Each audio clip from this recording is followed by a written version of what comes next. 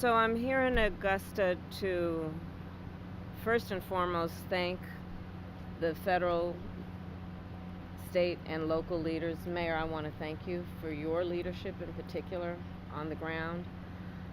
I am here to personally take a look at the devastation, which is extraordinary, and it is and particularly devastating in terms of the loss of life that this community has experienced, the loss of normalcy, and the loss of critical resources.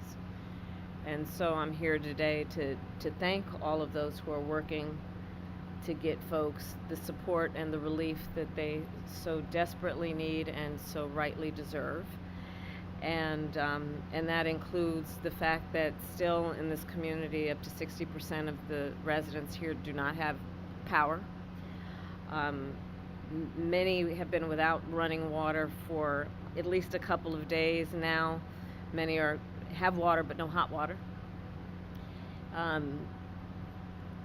was just talking with one of the members of the community and her daughter who lost her husband, and there is real pain and trauma that has resulted because of this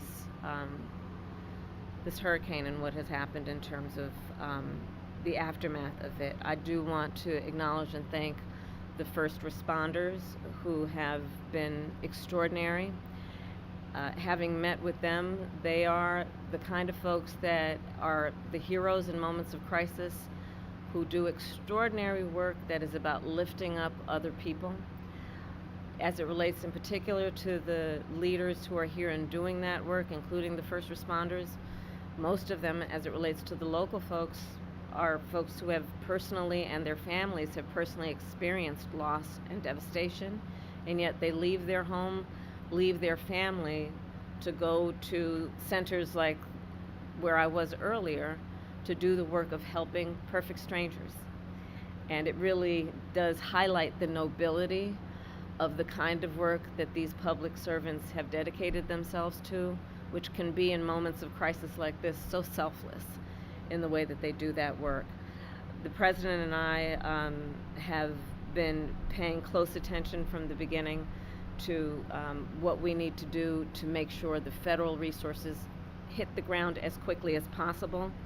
And that includes what was necessary to make sure that we provided direct federal assistance, and that work has been happening. I want to thank the governor for his leadership and his close coordination with the federal government, with our administration, and I want to thank the local leaders for together creating a task force-like response, knowing that we are at our best when we work together and coordinate resources, coordinate our communications to the maximum effect for the community that has been impacted.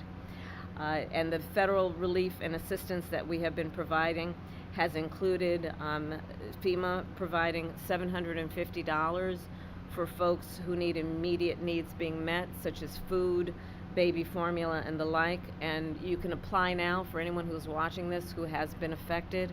There are FEMA personnel who are going door to door to interact personally with folks, especially those who do not have electricity.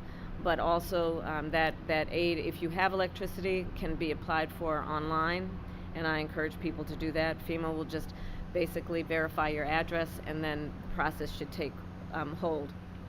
FEMA is also providing tens of thousands more dollars for folks to help them be able to deal with home repair, to be able to cover a deductible when and if they have insurance, and also hotel costs. Today I'm also announcing that the President has approved the Governor's request for 100% federal reimbursement of local costs. And Mayor, as you have pointed out, the burden to local governments, including the state government, is pretty immense. And so by announcing today and making the dedicated resources to cover 100% of local costs, will have a huge impact on our ability to get relief to people as quickly as possible.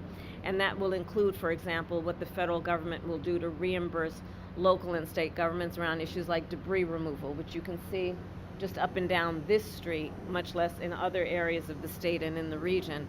This is a big issue. I was speaking with one of the residents of the community who needs that big tree removed so she can actually get to work and make sure that her child is able to get to school when the schools reopen. So this is a very big part of the recovery process.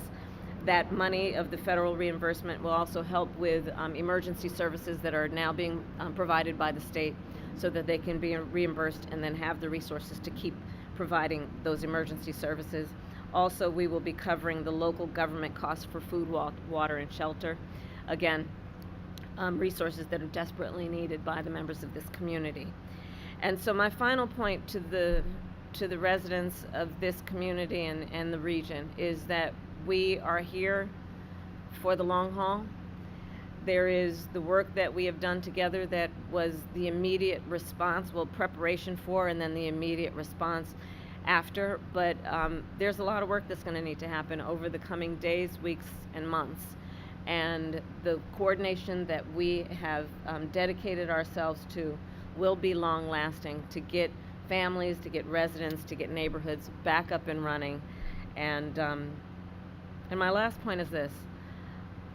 I think that in these moments of hardship, one of the beauties about who we are as a country is people really rally together and show the best of who they are in moments of crisis. And we've seen that throughout the region, where communities are coming together, where people are helping perfect strangers, where they are providing food, water, shelter for their neighbors, and that neighbor may be somebody they've never met before, but are doing the work of helping each other out. And I think it really highlights the fact that the vast majority of us have so much more in common than what separates us, and that the best of the strength of who we are is we come to each other's aid in a time of need.